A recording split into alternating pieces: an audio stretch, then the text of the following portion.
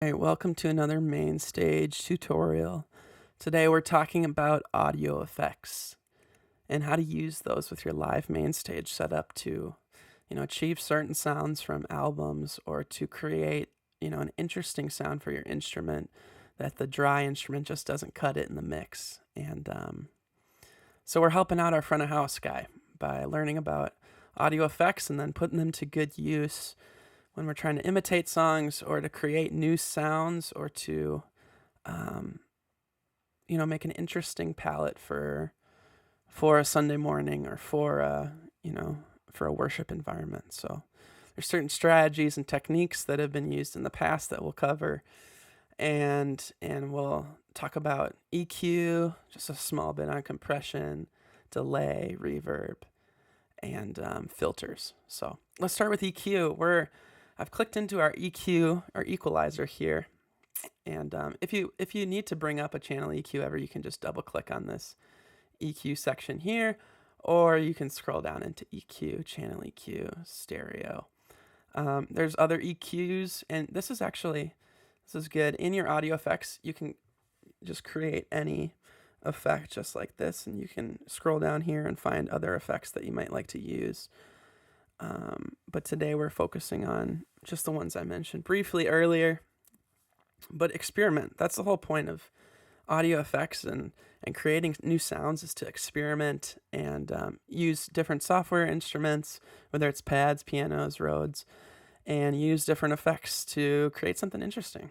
So back to EQ. Right now I've just got a piano pulled up,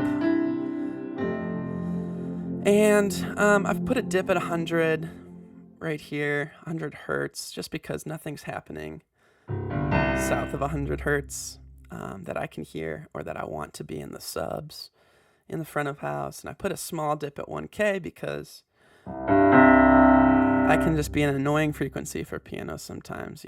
Some do it, some instruments do it really well. But piano, I think to mellow it out just a bit, I put that dip in there. And basically you can use the analyzer here, which I've got turned on, to figure out where things are peaking, and just because it's peaking, like you can see at 200, it's going above our threshold line of 0 there of unity gain, but that's fine. Like if it was reverberating or oscillating at a certain frequency that was annoying, then I would put a dip there, and you can do that by activating these certain key points, and you can drag them in and out, and you can raise and lower them based on where you need. But I just find myself at negative 4 dB dip here at 100K, and so you can actually use this low pass filter to actually like mute your sound. Gotta turn the pad off here.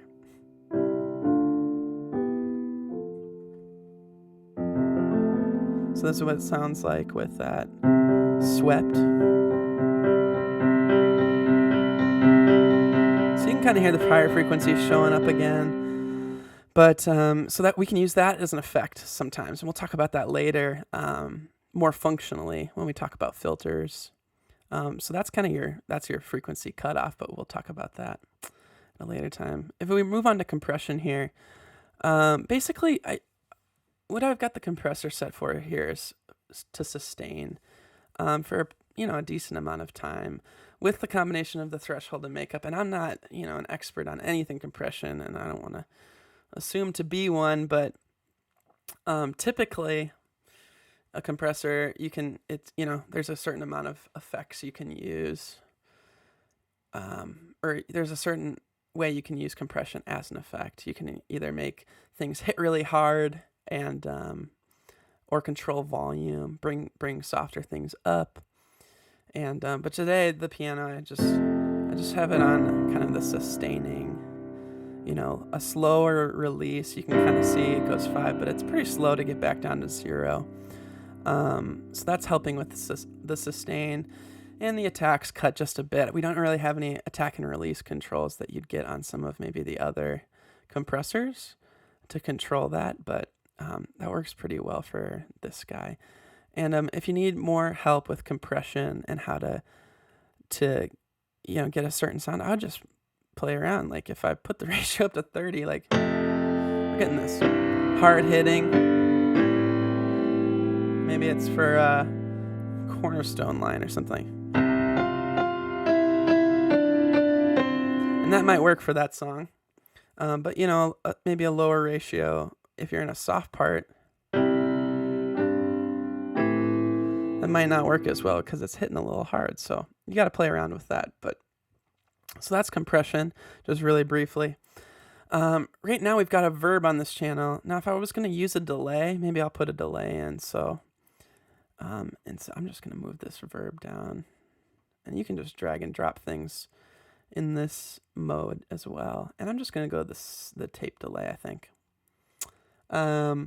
So basically some of the features in here is I've got, if you recall from maybe one of the other videos you've watched on here, if I'm on my piano and I'm on my layer setting and I'm on my patch level, I've got tempo. So maybe like I want 72 for this tempo. Whoops. Having a hard time changing. There we go. So I'm at 72, and based on the song you're in, you're going to want to set that delay because you're going to want the delay to match up. Even if you're close with the timing and you've got the click in your ears and things like that, having the tempo change per patch to that song will help a lot. So let's hear what that sounds like right now. So right now I've got a quarter note delay on, and I might need a quarter note delay, but a lot of time with piano we've got an eighth note delay and a dotted eighth delay. Those are the typical two that are used.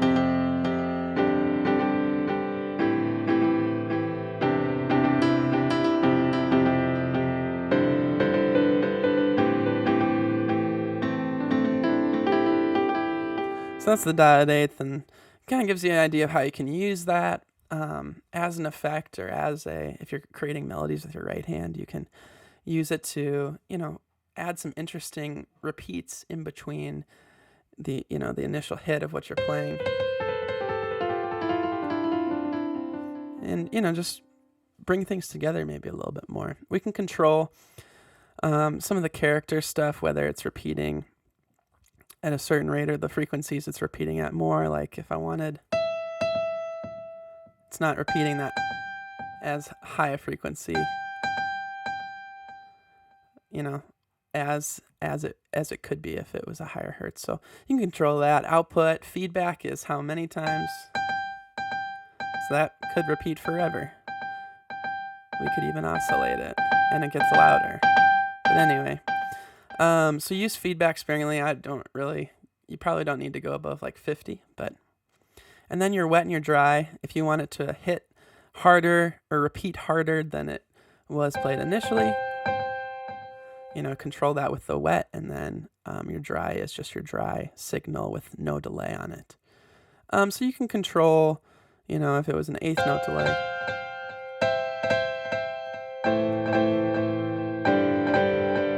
So you can use this as a really cool effect in some of your songs. Moving on to reverb. Let's turn that delay off. Reverb, I'll just play a staccato note here. See where we're at. We're kind of at a decent amount of reverb, 43%. So that might be a little hot if we're playing like just behind pastor or in a transitional time. Maybe we need it lower. You can change some of the parameters here. Reflectivity will kind of create this almost underwater washy feeling, and it'll just kind of oscillate a little bit. And then the size is interesting. So this is a really, springy, not spring style, but just like a very short size. But here's more like maybe a cathedral or something like that. But so play around with the parameters. You can also do just like with the delay, the reverb, if you want the higher frequencies to repeat a little bit more and sustain, or if you want the lower, it'll only do the low. So play around with those. Really I think for reverb, even using headphones sometimes is often the best thing, because you can hear some of the nuances you might miss in like a big open room with speakers. So that is that. Now, if we'll talk about filters here. we're going to go back into EQ. And we can actually set this up to be an overall filter for a concert via the EQ. So I'm actually going to set that up for you right now. So let's click into our EQ, and this is on the output master. And actually, I'm going to go into the concert setting. So I'm going to enable this low pass here. I'm going to take off this 130 hertz parameter, and I'm going to enable the high pass as well. So those two, they're clicked on and enabled. So now let's go into layout actually and create two round knobs.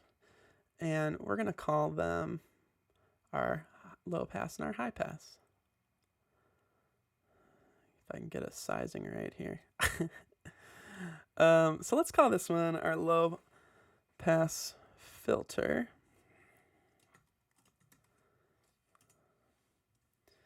And we can get the sizing right and everything to kind of match our setup. But it doesn't need to be exact. You can always tweak that later. And this one we're going to call the high pass filter.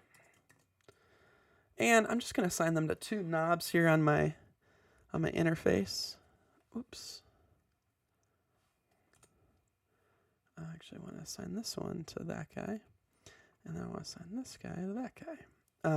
So I've just assigned those knobs by pressing the assign button like you've seen in a previous tutorial and twisting the knobs.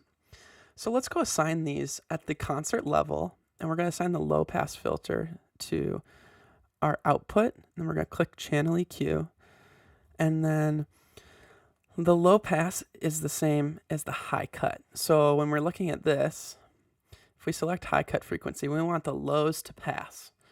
So the lows we want to pass through. So we can sweep our entire frequency range with the low pass filter, bringing down and essentially muting or filtering out the higher frequencies, as you can see above.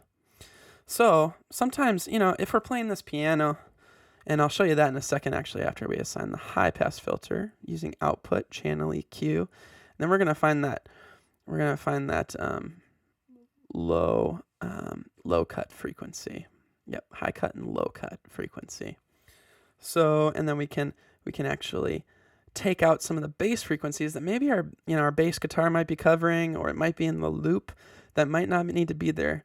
Typically, you don't have to play around a ton with the high pass filter because either that's already being processed from front of house, or it's not going to be too much in the mix unless the pad is really just low frequency heavy. And the same way, actually, we assign our save value max range things or parameters for these knobs is the exact same way we assign it to our faders here for the instruments. So maybe with this low pass, I don't want it to go more than like 1K. So I'll click on that and I'll say that's the range. That's the range minimum. I'm going to say 1000 hertz. Oops. So I don't want it going lower than that, but I definitely want it to go all the way up to 20K because I want to have full range of that frequency.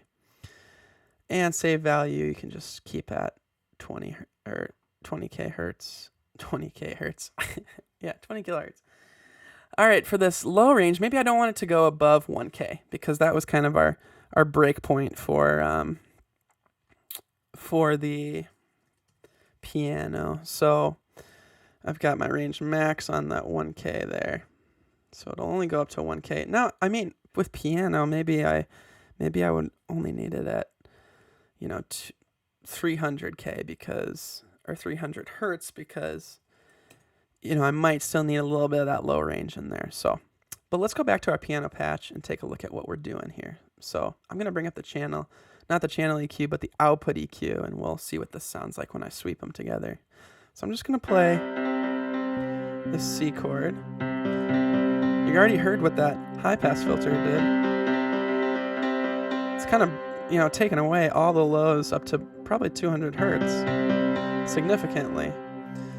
If we take a look at what the low pass filter's doing, it's muting. Together, we have this very narrow sound. Now, is that usable? Maybe not. And maybe at certain times it's not needed to actually have those on. But say we're at this part and we just get done with this lead, and we want to bring the low pass in for kind of intimate verse.